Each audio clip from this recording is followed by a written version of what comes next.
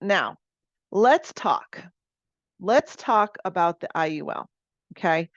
Big misconception that you have to like do the final expense first and you can't write an IUL. Then there's the misconception that IULs are bad for people. There's a lot of misconceptions here, right? Sorry, I had to yell at the dogs. IULs is a type of life insurance. So I start using the IUL script that you all should have. If you don't have it, it is in our website. So Camden will again put that in the chat. He'll put our website in there. That script and every script that you have is essentially adjustable. Now I have one script for each type of lead, and it's condensed into 2 pages for a reason. It is not a script that says exactly what to say for every situation. No, it's a generalized script. You have to understand the basis of the script, which we do script training probably once a month or whenever you need it, but typically once a month, to understand what you're saying, okay? Your IUL script is simply an IUL lead, or you're trying to decide if your final expense script guy or gal qualifies for an IUL. Okay, you've got a veteran lead, and maybe they're a young veteran, they're healthy. Why would you give them the VA health? Why would you give them Americo Eagle? You wouldn't. And the reason you're not going to is because you're going to be outwritten by somebody else who's listening and who does the proper thing for that client. So you have to pay attention to what an IUL is. It is a life insurance product. It is a whole life product if it's structured properly, and then whether or not they qualify. So let's say you're in an IUL lead appointment, or you've decided that your final expense might be an IUL. Okay. Qualifications are this: anybody who has nothing more than high blood pressure that they take maybe one pill for, maybe a little bit of diabetes, they have insulin, but that's it. No other issues, no other medications, no mental medications, no DUIs, no felonies in the past, right? You don't want to jump on IUL and disappoint people and hurt yourself if they don't qualify. So they qualify. If they don't qualify, you're going to pivot to either whole life because they need it, or you're going to pivot to someone else in their family, depending on the scenario, right? If you're following the IUL script, you're actually going to ask them, basically, is there anyone else in your family, and would you be open to listening if they qualify, if it doesn't work for you? And it's going to depend on their goal. If their goal is generational wealth can be done one of 2 ways. It can be done through the IUL on themselves, where they leave that money to somebody else when they die, or they start growing cash value. And if they qualify, cool.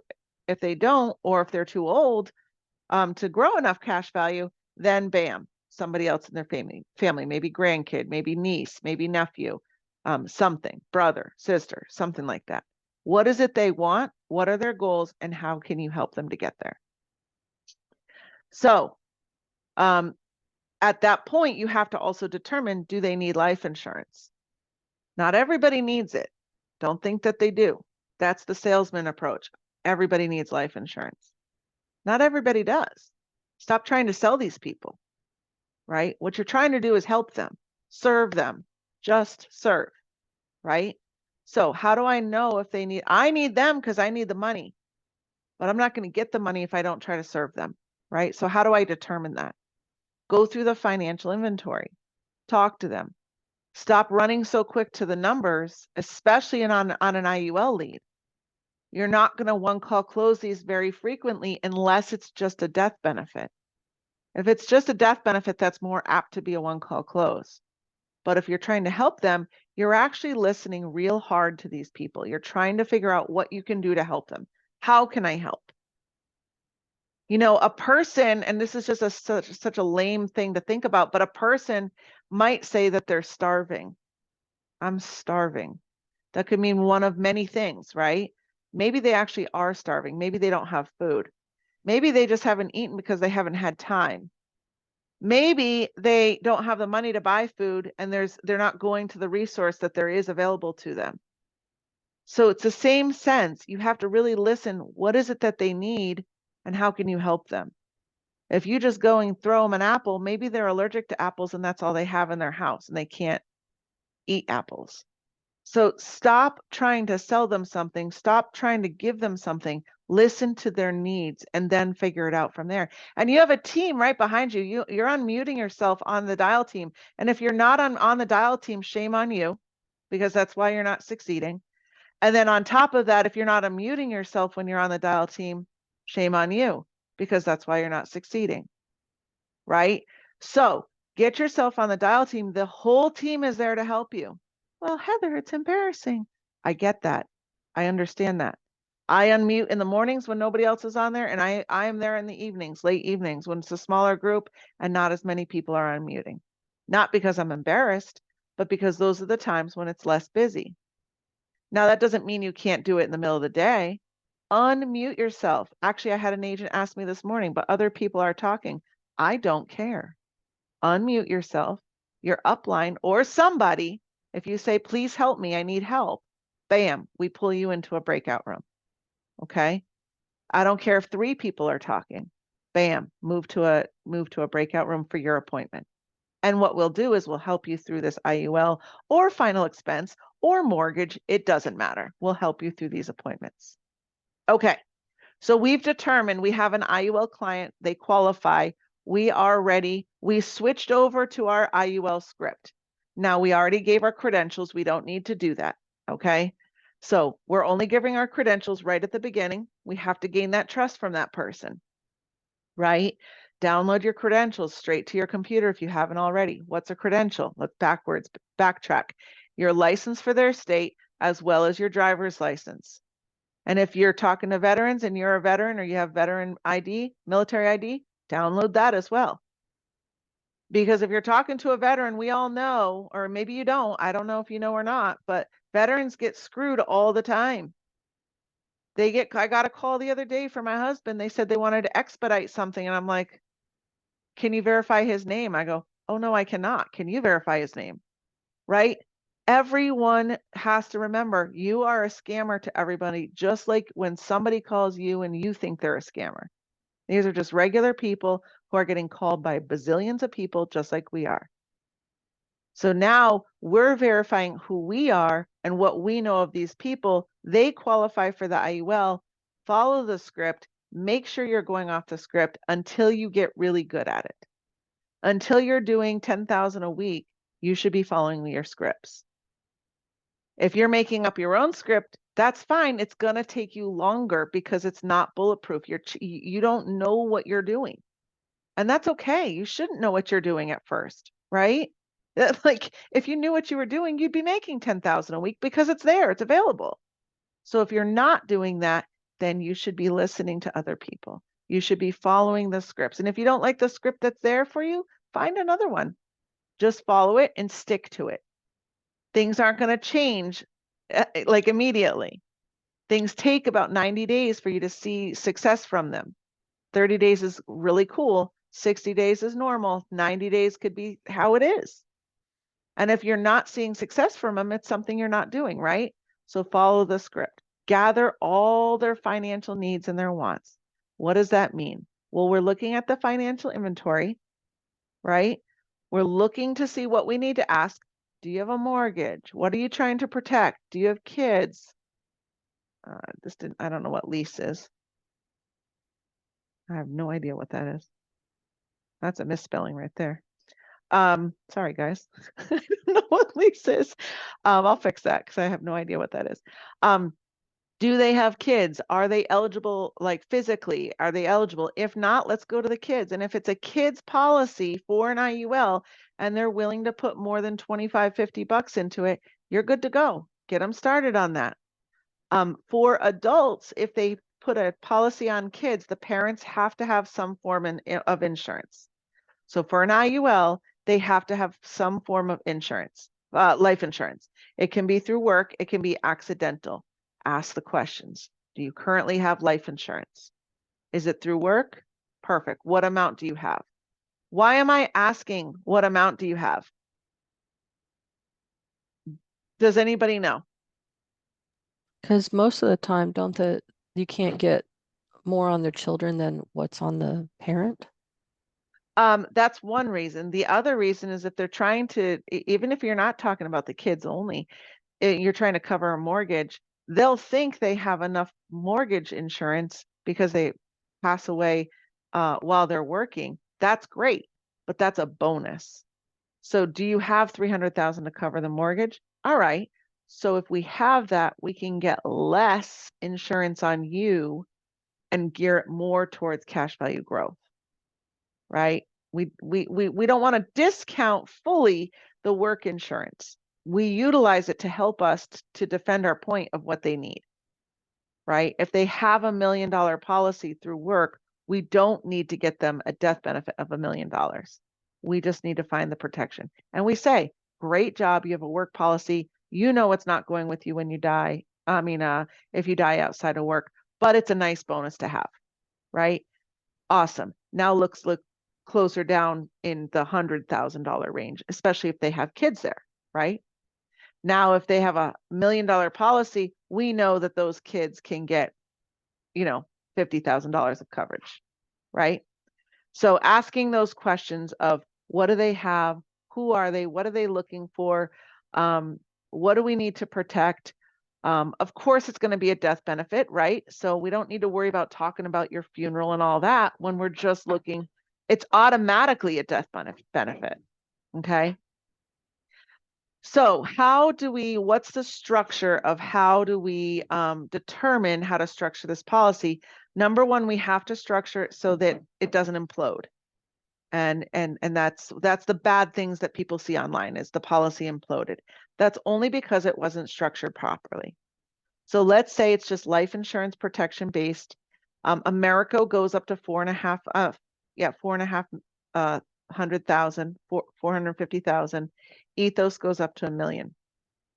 Okay, so if they really just want a death benefit, Ethos is okay, the IUL, for up to $1 million. If they want more than 450,000, Mutual of Omaha, I believe the highest amount they go up to is 300,000.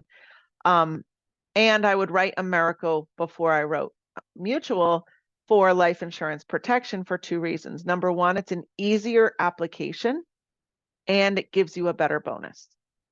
So there's two reasons why Americo under 450,000 would be better.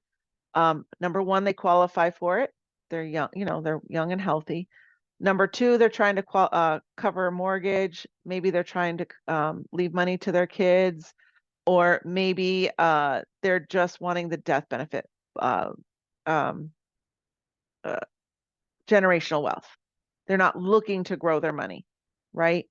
These, though, including the Mutual of Omaha, if you did choose Mutual of Omaha, are easier. These two, Americo and Ethos, these are not structured for extra premiums yet.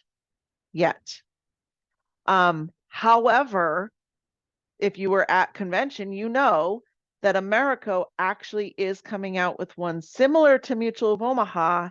I don't know the details on it yet, but it's going to blow Mutual out of the water because of those two reasons. You're going to get a better bonus, higher comp, and it's easier than the signature for Mutual of Omaha. So I'm extremely excited about that. That's coming out. I think that Lindsay said April. It'll be somewhere around there. She didn't give a good date, but that's coming. Life insurance protection only, Americo. It's already structured properly. Mutual of Omaha is too. The IULE. And there's two ways for Mutual that you can write that, and one's easy solve and one's without easy solve. In this case, I would use Americo because it's better for you and for the client all the way. If they're over 60, this is the way to go. If they're over 60 and healthy, you're going to want to get them into an IUL that's life insurance protection based. That's the IULE, that's the Americo. Okay. You can do ethos. It's just a little more expensive for the cost of insurance for that person. So that would be like my third choice. Okay. Also, ethos a pain in the rear end, and I'm trying to stay positive about them. Cash value growth wise. Now you got the person who specifically wants cash value growth. The person who's young, maybe 28 years old, right? And they're working, they have, you know, less than $300. And this is the wrong slide. I do apologize. I did fix all this stuff. They have less than $300. You're going to want to go Mutual of Omaha structured. Okay. And it's actually 300 to 500. So I apologize. This is the wrong slide. I'm finally realizing that. I did so good too. Hold on. Maybe I'll find you guys the correct one. So anyways, so yes, if they're healthy, they're going cash value. The person has maybe $200 they want to put towards an IUL. It's not, you have to let them know. It will grow cash value. About 80% of what they're putting in goes to life insurance. I'm sorry, 20% goes to life insurance, 80% goes into their cash value growth bucket. Okay. Another thing I have to make you aware of is I go into a presentation with them, and this is something I'm going to share with you right now. And I do have a training on it as well. It will be posted in my website as soon as I can. It's in the works. All right, can everybody see this whiteboard? Okay, perfect. What I have everyone do is grab a piece of paper and a pen, and I have them write at the top life insurance. Okay, so they write life insurance at the top. I explain to them, and it's in your script, that life insurance is only, there's only two different types. So underneath the life insurance, make a teeter-totter, two legs going one to the left, one to the right. Okay. The first type of life insurance is term. And I ask them, I let them participate. I don't do all the talking. And does anybody want to role play with me? Daniel, do you want to role play with me? Oh boy, let's do it. All right. So Daniel, you are aware that the IUL is first and foremost a life insurance policy, correct? Yeah. Okay, perfect. Now, do you know how many types of life insurance there actually are? I know there's a couple because you've got the IOL whole life, which are cash value growth based, and then you've got protection based, but I Okay. wouldn't say that I know. I'm going to clear it up for you, okay? You actually only have two types of life insurance at all. There's only two.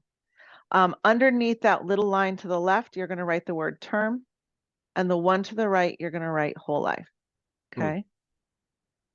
All right. So if you have that there, let's talk a little bit about term. Now, we've already discussed Daniel's financials. We already know he has a work policy and he has accidental. So that's perfect. Because we're going to say your policies through work are term. So underneath that term, you have your work policy. That's your 10 times your salary.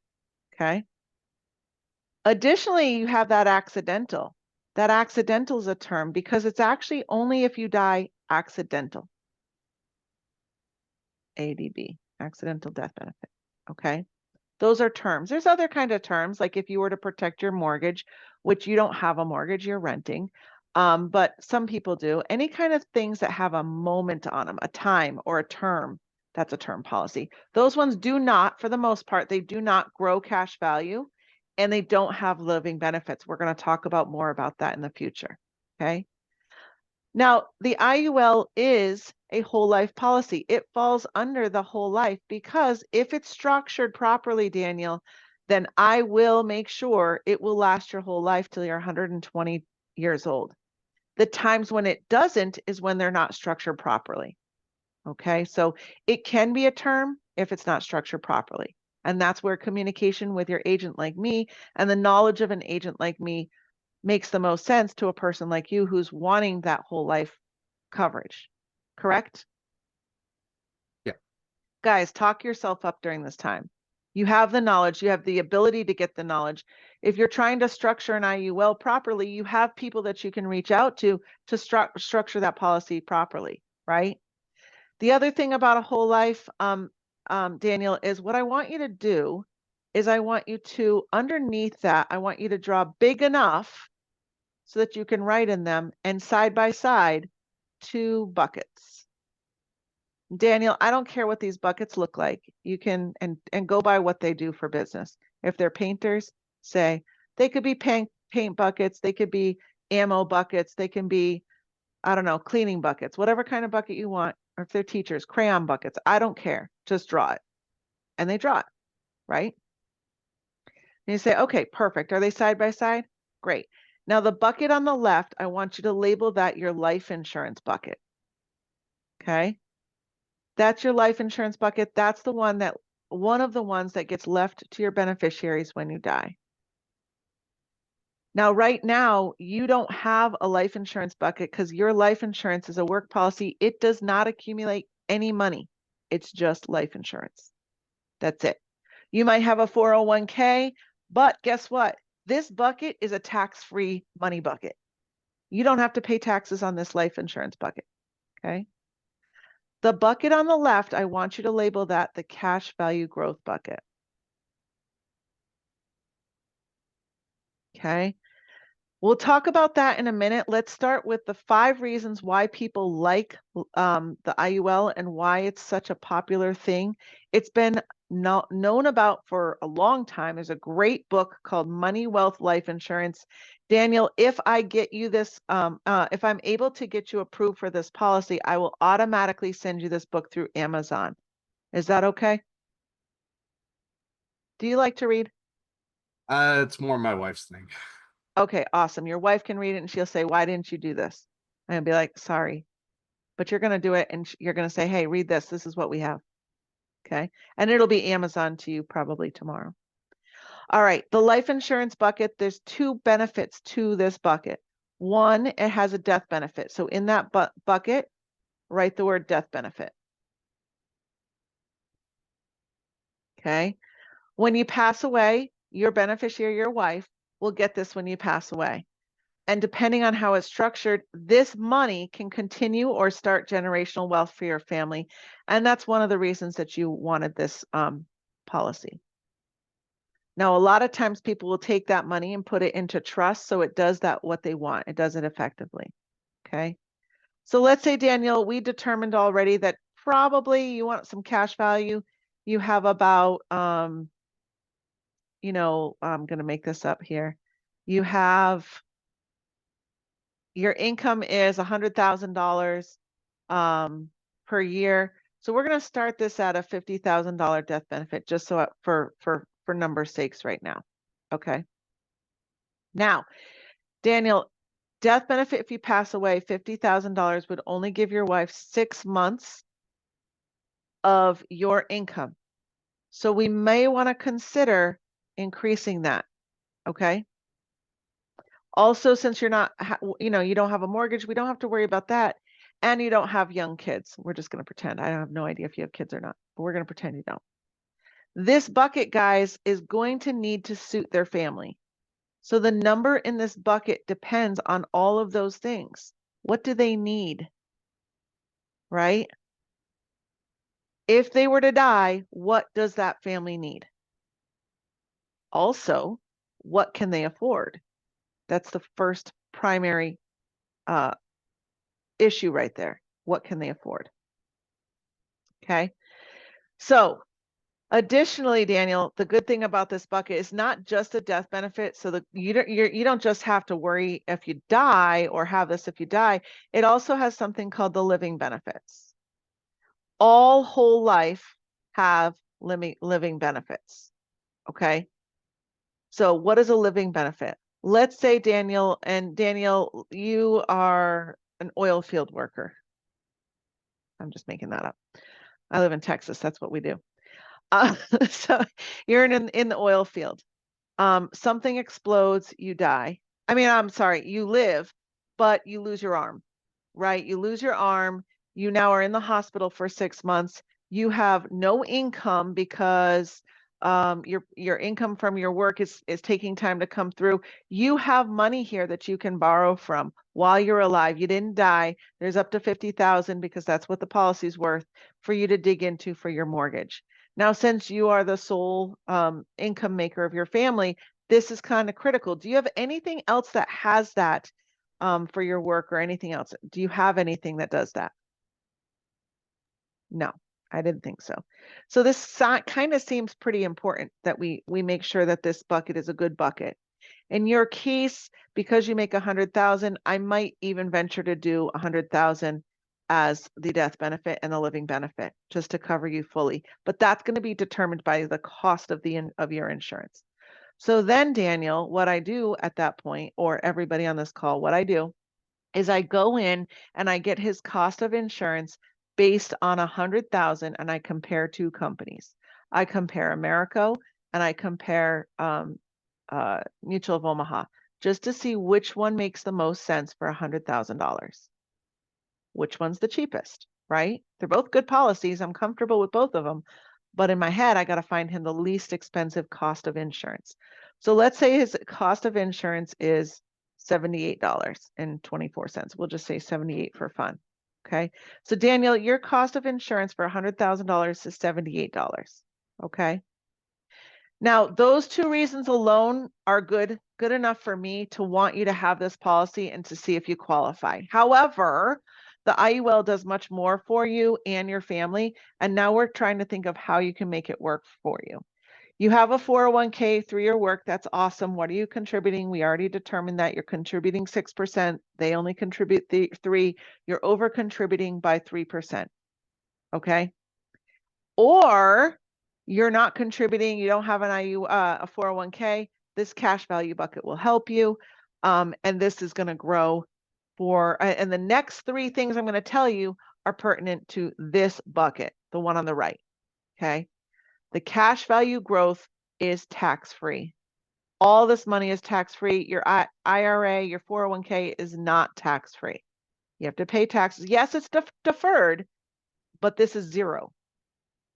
Okay. So if this is 0, you're gaining more money because you're not paying the taxes. Your 401k, your IRA, you're paying taxes on that. You're losing money out of the gains that you have from that first. Additionally, I think I determined you were 28, let's just say. You cannot take money from your 401k or your IRA or any of those types of things until you're 59 and a half without penalties. So you're contributing to something that you can't even utilize. With an IUL, you put money into that cash value growth bucket, you can utilize this whenever you want. The life insurance bucket you can only use if you die or if you have a critical, chronic, or terminal illness. The cash value growth bucket you can use whenever you want. No penalties. You don't have to worry about paying taxes. You can take the money out of here that's in there, right? So those are other reasons. It's tax-free, no penalties, and no fees. Your fees are in your minimal cost of insurance. And you pay those fees for the first approximately 5 to 10 years. So you've got to be careful because, Daniel, at this time, if we were to do 100,000 for $78 and didn't put any extra money into it, you only paid the minimum, which you can do. But this bucket, this cash value growth bucket, is not going to grow very fast. And this is the one that you said you wanted into retirement. You wanted to maybe buy a house in the future. You're only 28, so you want to put a new house on the lot that you have, something like that. This is that bucket. You cannot take money without paying fees and penalties from your 401k. Make sense? Right. So then the question everybody has for me, Daniel, is, well, how much does it cost? Well, there you go. Look at your bucket. How much does that $100,000 cost? And then they tell me $78. Correct.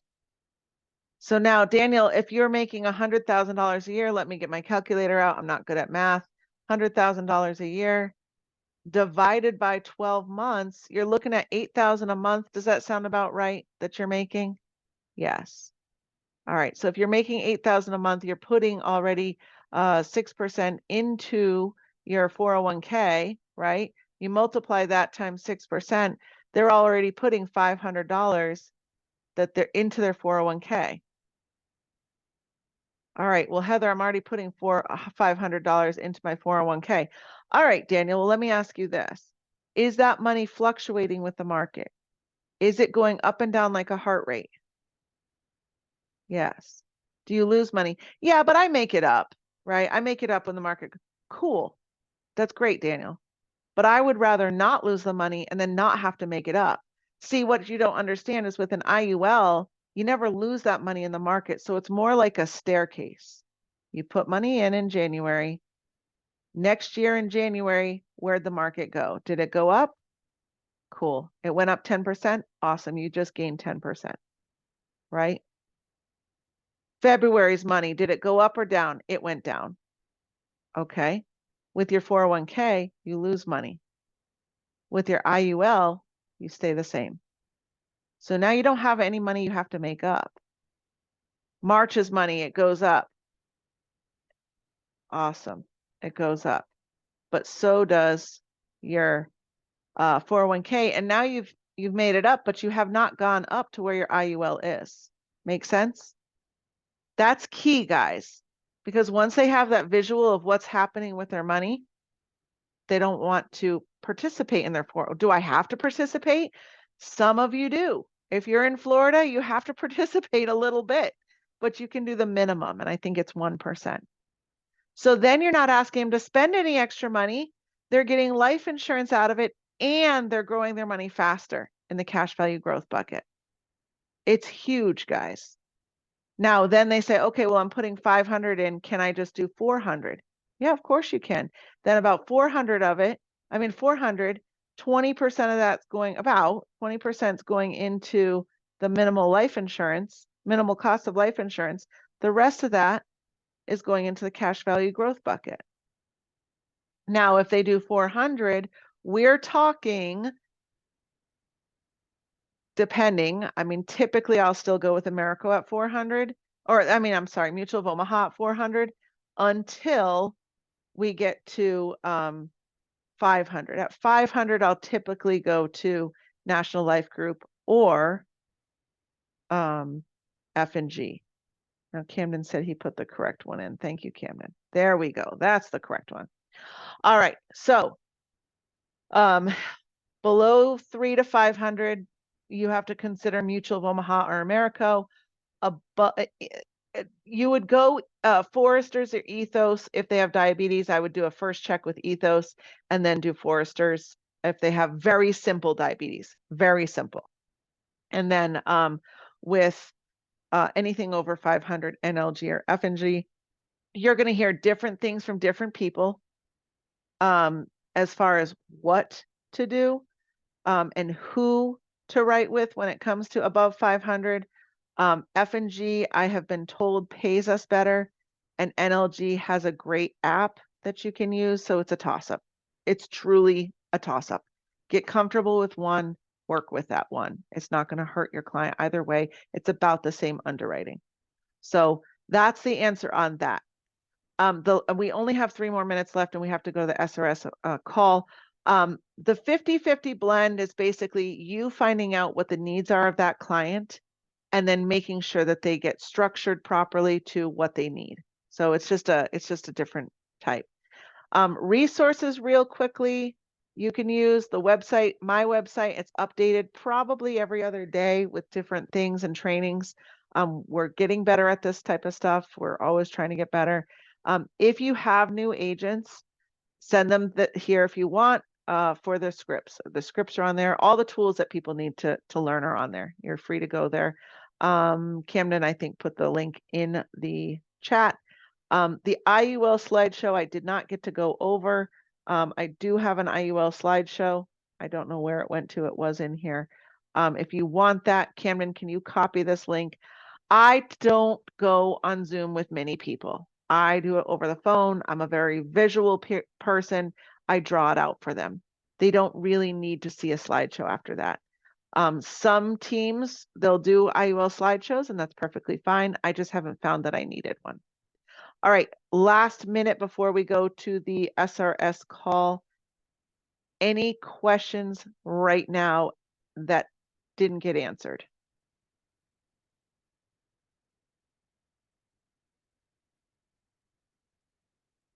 None. Awesome. Very good. Tim's trying to talk. I hear him. I mean, I see There we him. go. Hold on. There we go. What's up, Tim? So when you say like it has to be structured correctly, right? What is all of that about? Because the price of insurance is going to increase over time, right? Like that Their 78. price of insurance, but if you use Mutual of Omaha IULE, or if you use the Americo IUL, those are structured properly, so they're not going to implode. What happened in the past, Tim, was that people would put them with companies like NLG, and they would not structure it to grow it all. And so structuring it means they're using the different indexes to grow their money so that it pays for their cost of insurance, keeping them insured for the rest of their life. But if you don't pay on your policy, if you only pay the very bare minimum, and there's a certain word to that in your illustration, and you do that forever, yeah, your cost of insurance is gonna go up with an IUL, right? So if you're using the IULE or the Americo, the one that they have out now, you will have a properly structured policy for someone who's just doing it as a death benefit. Okay. If you try to go all fancy on somebody and write them a Forester's UL, and you aren't giving it enough money, you're not feeding it money. And I also tell this to my clients: you have a baby. If you don't feed that baby, it starves.